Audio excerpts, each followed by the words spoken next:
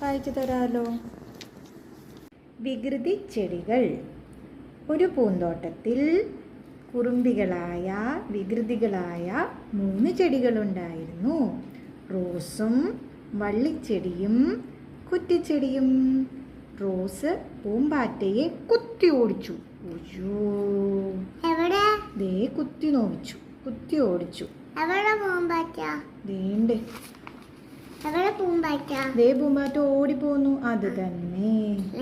വള്ളിച്ചെടി എലിക്കുട്ടനെ കാലിൽ ചുറ്റി വീഴിച്ചു. അയ്യോ, വഴക്കുണ്ടാക്കി.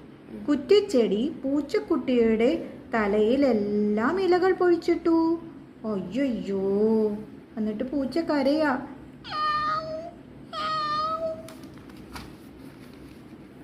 വികൃതി ചെടികളെ പേടിച്ച് ആരും പൂന്തോട്ടത്തിലേക്ക് പോകാതെയായി. അപ്പോഴാണ് ഒരു മുട്ടനാട് അവിടേക്ക് വന്നത്. ആട് ചെടികളെയെല്ലാം കറുമുറു കറുമുറു കടിച്ചു മുറിച്ചു.